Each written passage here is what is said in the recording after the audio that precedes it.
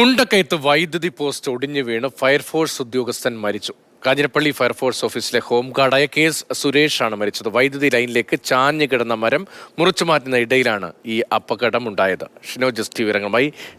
ഷിനോജ്, KCBയുമായി ബന്ധപ്പെട്ട് ഈ സമീപകാലത്ത് നിരവധി മരണങ്ങളാണ്.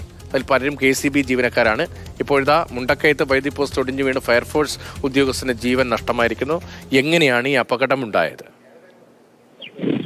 രതീഷ്, ഇന്ന് രാവിലെ 11 മണിക്കാണ് ഈ അപകടം ഉണ്ടാകുന്നത്. മുണ്ടക്കയം അസംബനിയിലായിരുന്നു ഈ അപകടം.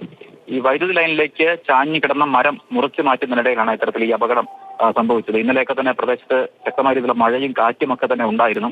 അങ്ങനെ ഈ വൈദ്യുതി ലൈനിലേക്ക് വീണ ഒരു മരം മുറിച്ചു മാറ്റുന്നതിനിടയിലാണ് ഇത്തരത്തിൽ ഈ ഫയർഫോഴ്സ് ഉദ്യോഗസ്ഥന് മരണമുണ്ടാകുന്നത്. കാഞ്ഞിരപ്പള്ളി ഫയർഫോഴ്സ് ഓഫീസിലെ ഹോംഗാർഡായിട്ടുള്ള മുണ്ടക്കയം കരിനിലം സ്വദേശി കല്ലുകുന്നിൽ സുരേഷാണ് ഈ അപകടത്തിൽ മരിച്ചിരിക്കുന്നത്. ഈ വൈദ്യുതി പോസ്റ്റ് ഒടിഞ്ഞ് സുരേഷിന്റെ ദേഹത്തേക്ക് പതിക്കുകയായിരുന്നു.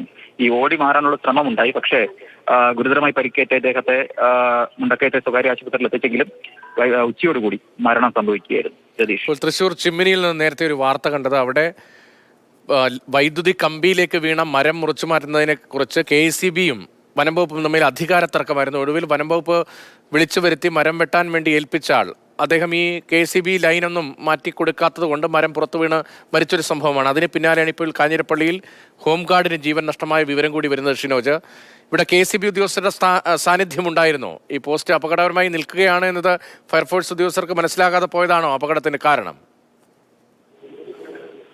രതീഷ്, അത്തരത്തിലുള്ള വിവരങ്ങളൊന്നും നിലവിൽ ഇപ്പോൾ ലഭ്യമായിട്ടില്ല.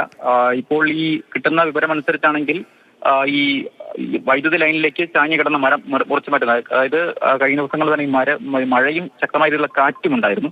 അങ്ങനെ ഈ മരം ഈ ലൈനിലേക്ക് വീഴുന്നു. അത് മുറിച്ചു മാറ്റുന്നതിനിടയിലാണ് ഇത്തരത്തിൽ ഇപ്പോൾ ഈ അപകടം ഉണ്ടായത് എന്നതാണ് ഫയർഫോഴ്സിൽ നിന്ന് ലഭ്യമാകുന്ന വിവരമെന്ന് പറയുന്നത്.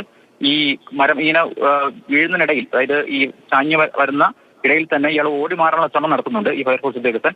പക്ഷേ അപ്പോൾ തന്നെ ഈ ദേഹത്തേക്ക് പതിക്കുകയായിരുന്നു. ഒപ്പം വാരിയെല്ലുകൾ പൂർണ്ണമായി ഒടിഞ്ഞതാണ് ഈ മരണ കാരണമെന്നും ആശുപത്രിയിൽ നിന്ന് വിവരങ്ങളൊക്കെ തന്നെ വരുന്നുണ്ട്. ഈ വാരിയെല്ലുകൾ തകർന്നതാണ് മരണ കാരണമെന്നാണ് ആശുപത്രിയിൽ നിന്ന് ലഭ്യമാകുന്ന വിവരം എന്ന് പറയുന്നത്. ഈ ആദ്യം മുണ്ടക്കയത്തെ സ്വകാര്യ ആശുപത്രിയിൽ കൊണ്ടുപോകുന്നു. അവിടെ വെച്ച് ആദ്യഘട്ടത്തിലുള്ള ചികിത്സയൊക്കെ നൽകി. പക്ഷേ ജീവൻ രക്ഷിക്കാൻ കഴിഞ്ഞില്ല. അല്പസമയം മുൻപാണ് മരണം സംഭവിച്ചിരിക്കുന്നത്. ഷിനോജാണ് വിവരങ്ങൾ നൽകിയത്.